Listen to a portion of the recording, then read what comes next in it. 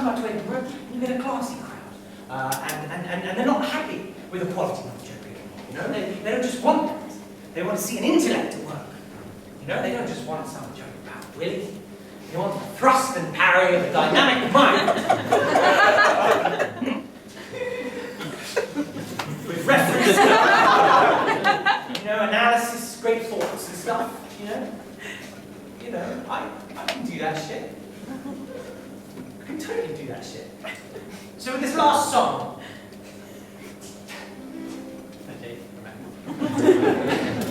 I'm going to attempt to address the balance and show you that, you know, it's a class act, you see. Wish me luck. Have you enjoyed it? Yes! I enjoyed it. Didn't enjoy it last night.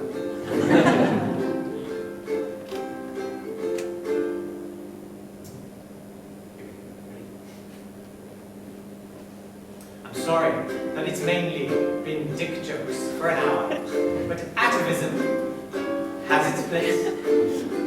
I'm sorry that we didn't have time to discuss the Napoleonic Wars or the elasticity of the relationship between time and space. At the summer topic level, obviously. I'm sorry that we didn't have time to debate why all contemporary novels have titles like The Curiosity of Mrs. Pilkington in the old abandoned Devonshire farmhouse on a particularly rainy Thursday afternoon. In 1848. I'm sorry that we mainly did jokes about my dick. But I'm the man who put the yak into Priapic. Priapic. Resembling or actually being a phallus. Always makes me sound up a little straighter. Phallus means willy. Anything again? I have a funny routine going about the delocalization of light particles. Do you know about Oh my God, they're saying now a single photon of light can be in two places at the same time!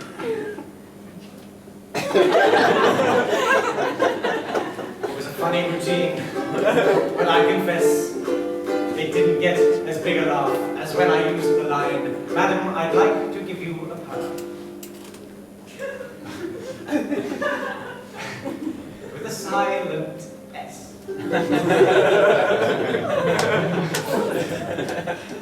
I can see by all your faces and your text that we didn't get to discuss whether you can separate a work of art from its socio-political context. I've come full circle on this one. You know, as a younger man, I thought to myself, of course you can. You can take any work of art on a sort of universal series of human aesthetic criteria. But it's true what they say as you get older. You know, those old cliches, shades of grey. It's absolutely true, you know, because now I say to myself, how can you not acknowledge at least a reciprocal influence of play between culture instead?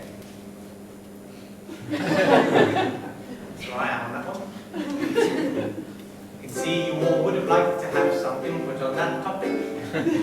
But I'm the man who put the yap into Priapic. Oh sure, I could have opened it to the floor. Perhaps you would have talked about something more. Like how do you resolve the problem of allowing third world countries to develop without spiraling carbon emissions? Or the sculptures of Henry Moore. Or Anisha Kapoor. One of the would-be readers.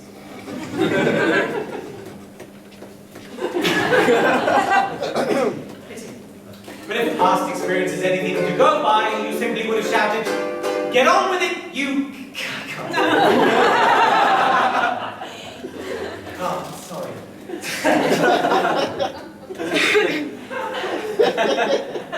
Watching a man have a breakdown.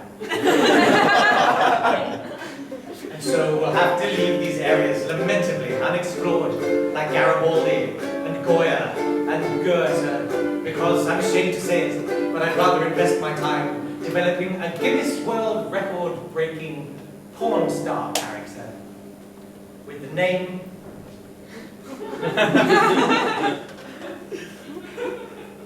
Mary Smoke Squirter.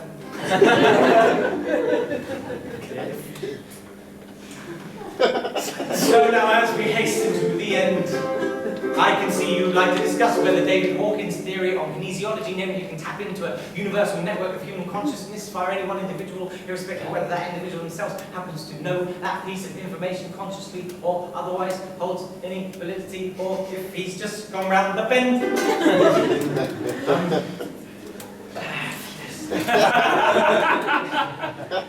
This guy, David Hawkins, right?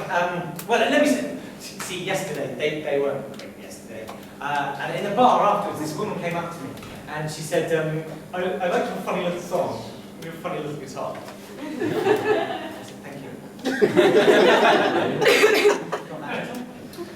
She said, I'm assuming you meant to get the name wrong? I said, what do you mean? She said, well, it's not David Hawkins, is it? I said, well, who is it? She said, well, it's Stephen Hawking. I said, no, it's David Hawkins. You know, it's not Stephen Hawking. I'm not stupid.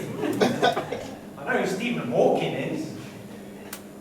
It's the lead singer of The Darkness. It's not Richard Dawkins, it's David Hawkins, right? He has a theory about kinesiology. Basically, he says you can find out any piece of information from any person, right? So we could get any one of you up on stage, right? I can make you hold your arm out, right? And you hold it firm. And then I come out with a true or false statement. So I say, I don't know, Barack Obama is President of the United States of America, right? And then you resist while I push down on your arm. Now, if your arm held firm, that would mean that statement was true. But if involuntarily your arm weakened, it would mean it was false. But he said you can find out any piece of information about anything in the world. So we could ask the question, you know, right now is Barack Obama washing his body? A piece of it we couldn't possibly know. Unless we had really specialist information. And he says we could find out in this room whether that was true. David Hawkins there. I'm afraid to say that I think David Hawkins is a prick. But what do I know? I'm just the man who put the yap into preamble. Thank you very much for coming. Round of applause for Richard Cray on the buttons at the back.